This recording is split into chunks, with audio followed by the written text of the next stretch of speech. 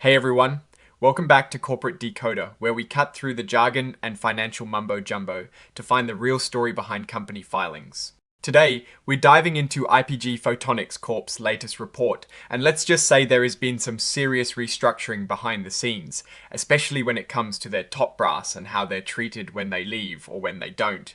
Stick around because this one has a few surprises. We are looking at a Form 8K filing from IPG Photonics Corporation, which is basically a report for big events happening at a company that aren't necessarily part of their regular quarterly or annual financial updates. This one dropped on the 30th of September 2025, and it signals some significant changes. The biggest item here is the approval of an amended and restated executive severance plan. Now, that sounds pretty dry, but what it really means is they've revamped how they handle payouts to their top executives if they leave the company. This plan now covers executives at the vice president level and above, including senior vice presidents, but importantly, the CEO is not included in this plan. The severance payments can really depend on the reason for leaving. It covers two main scenarios: leaving without cause, meaning the company lets them go for reasons other than poor performance, or resigning for good reason, which usually involves significant changes to their job or pay that they can't accept. The amount they get and how quickly they get it can also change drastically if it happens within 2 years of something called a change in control. Basically, if the company is acquired or merges with another. Let's break down what has actually changed under this new severance plan. For what they call Tier 1 executives, basically their highest level folks, if they leave without a change in control, their performance-based stock awards will now be prorated based on actual performance. But they get a little sweetener. They're credited with an extra 12 months of service for their stock awards to vest. Now, if these top executives have a qualifying termination within 2 years of a change in control, their performance-based stock awards are considered earned at their target amount, meaning they get the full intended value.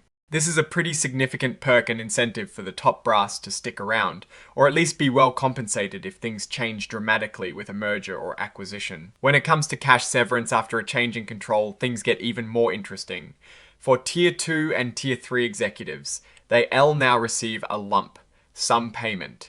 This lump sum includes a bonus payment calculated as a percentage of their target bonus. For Tier 2 executives, it is 150% of their target bonus, and for Tier 3 executives, it is 100% for those top Tier 1 executives. The severance cash will include a lump sum bonus payment equal to a whopping 200% of their target annual bonus. And for bonuses that are already partly earned in the current cycle, they'll be paid out as a lump sum based on the target amount, not necessarily the actual performance.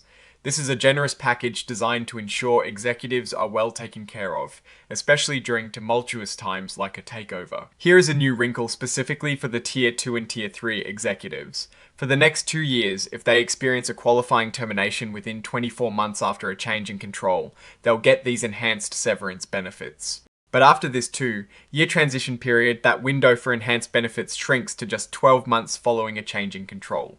This suggests they might be trying to balance the benefits provided to different levels of management and possibly phased in these changes strategically. There are also several other updates for certain senior vice presidents like Angelo Lopresti, Timothy Mammon, Trevor Ness, and Dr. Igor Samartsev. Provisions from their older employment agreements are being rolled into this new severance plan. This includes defining good reason to cover a significant drop in responsibilities and ensuring payments if the company enforces non-compete clauses that prevent them from finding work.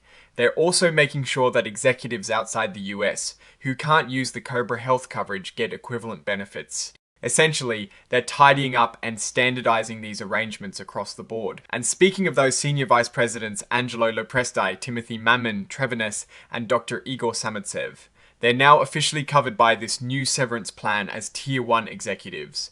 To make this happen, they've entered into termination agreements. Their old employment agreements, which were quite detailed, have been terminated. Now, their employment continues on an at-will basis, meaning either party can end the employment with or without cause. These new agreements include a release of all claims related to their old contracts, and crucially, they're giving up any rights to termination payments or provisions that were supposed to continue after their old contracts ended. This is a clean break, allowing them to be integrated into the new, more standardized severance structure. Beyond severance, IPG Photonics has also updated its Senior Executive Annual Incentive Plan. The main reason for this restatement is to make sure the benefits align with the new severance plan and any other severance arrangements. It also adds a requirement that employees must be on the company's payroll on the date an award under this incentive plan is paid. However, there are exceptions for death, disability, or if an employee has an involuntary termination, meaning they are laid off. This aims to clarify how incentive bonuses are paid out, particularly in conjunction with severance. Even Dr. Mark M. Gittin, the CEO, has an amendment to his employment agreement. The change itself is quite straightforward. It clarifies how the percentage of his bonus based on financial performance will be determined. From fiscal year 2025 onwards, this will be set by the annual incentive plans that the Compensation Committee approves each year. It is about ensuring transparency and a clear process for how the CEO's annual bonus is calculated, tying it directly to the company, S performance as determined by the board, S Compensation Committee. Finally, the compensation for the company S non. Employee directors has been adjusted. The annual cash retainer for the non-executive chair has been increased from $80,000 to $85,000.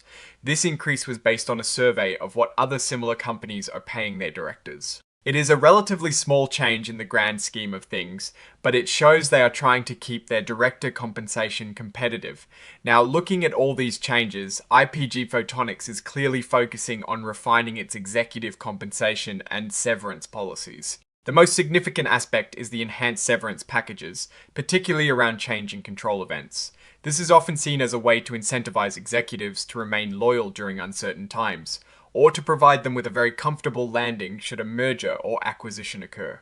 The inclusion of performance-based equity awards and target bonus multiples in severance, especially for higher-tier executives, suggests a strong emphasis on retaining key talent and aligning their interests with shareholder value, even in exit scenarios. However, the CEO's exclusion from the severance plan is noteworthy. While common in some companies, it means his compensation and exit provisions are governed by a separate agreement, and we don't have those details here.